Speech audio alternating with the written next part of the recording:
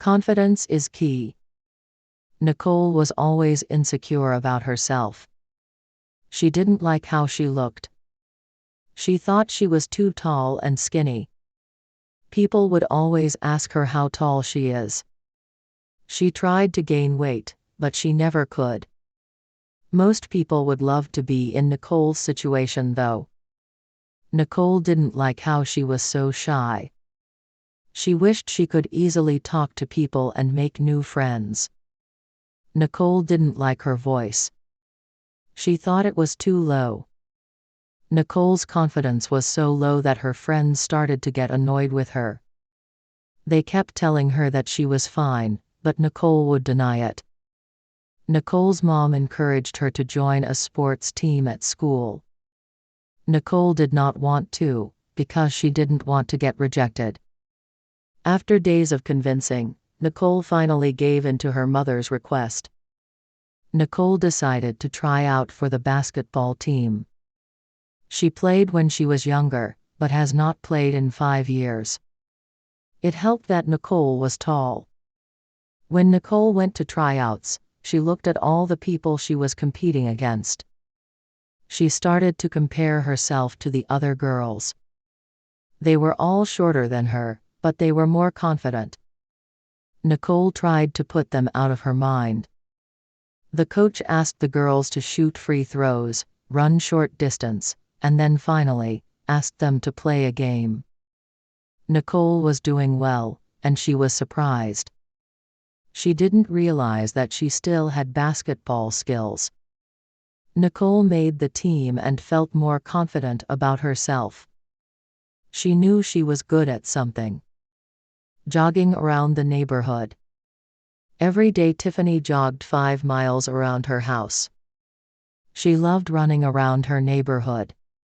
It made her feel refreshed for the rest of the day. She felt more healthy and productive after her runs. She did not always run the same route.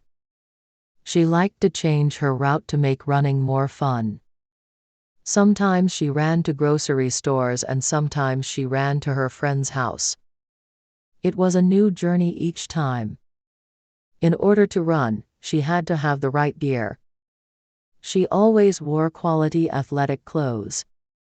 She had to wear good running shoes that were durable. She kept her hair in a high ponytail so her hair would not interfere with her face. She kept a water bottle with her at all times to continue to stay hydrated. Sometimes she ran at the gym, but she preferred the fresh air. There was something about seeing the trees and cars passing by, which made her happy. Today she decided to run to a movie theater. She was meeting a friend there later. She had her water, music, and a smile ready. She started running early so that she would be there on time. A good, broken promise. Denise, Brian, and Melissa were best friends. Denise and Melissa met each other first. They met at ballet lessons. They both hated it, and they bonded over that. Denise and Melissa met Brian during art class in 9th grade. The three were about to graduate from high school and go to different colleges. Denise was going to Boston University, Melissa was going to New York University, and Brian was going to Harvard. At least they were all going to be on the East Coast. Denise secretly had a crush on Brian. She has liked him for 2 years. She was glad that they were going to be nearby each other.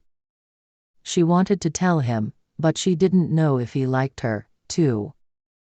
She didn't want to ruin their friendship. She admitted to Melissa that she liked Brian.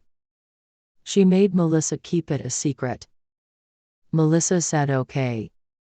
Melissa and Brian met up after school to do homework. They were working on physics. All of a sudden Brian stopped reading. "I have to tell you something," he said. "What is it?" Melissa asked. "I like Denise and I kinda want to tell her," Brian said. "Tell her," Melissa said.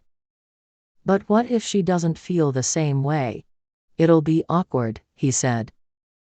I shouldn't say this, but she told me she likes you, Melissa said. Brian smiled. Knowing that Denise liked him too made things easier. Brian surprised Denise with flowers and admitted that he liked her. I do too. Wow, this is crazy. I just told Melissa yesterday that I like you, she said. I know, she told me while we were studying, he said. Normally, Denise would be mad if Melissa broke a promise, but this time it was okay. Moving into the dorm. Michael is a freshman at UCLA.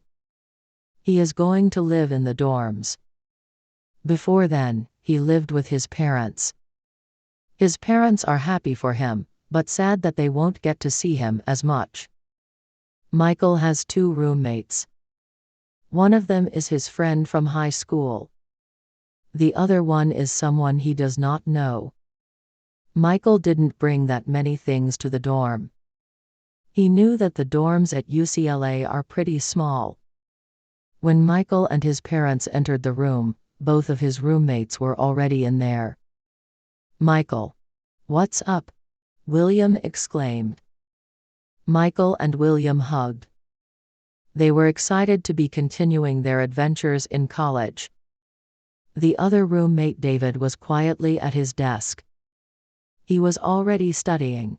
Hi, I'm Michael, he extended his hand to David. David shook his hand and continued studying. Getting an early start, huh? Michael asked. Yeah, I'm trying to get straight A's, David said. Michael assumed that he was very smart. What is your major? Michael asked. Biology. I want to be a doctor, David said. It was now clear to Michael why David was studying so much. After Michael's parents helped him move in, they said their goodbyes. They wouldn't see him until Thanksgiving. Hey, let's go try the dining hall food.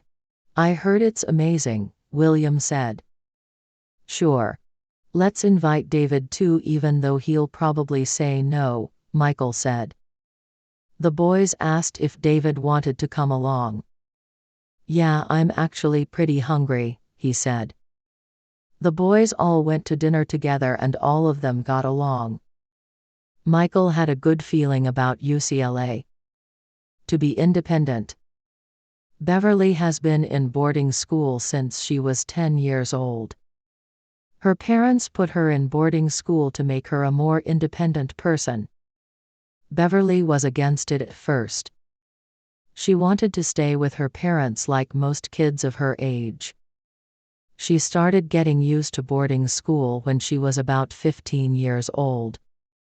She would only see her parents during winter break and during the summer.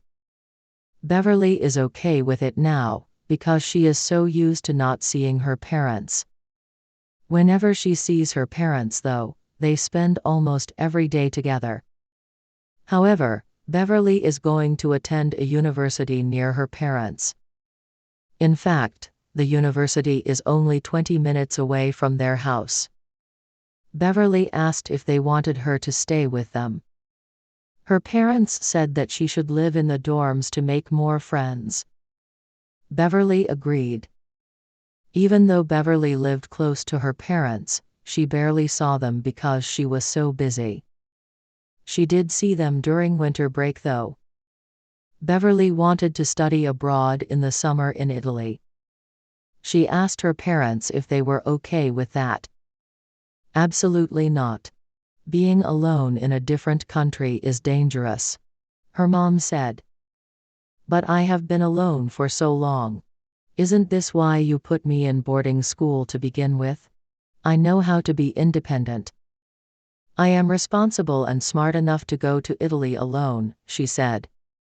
Honey, the truth is, we just wanted to spend summer with you, her dad said. That is when Beverly realized that even though her parents wanted her to be independent, they cherished spending time with her a lot.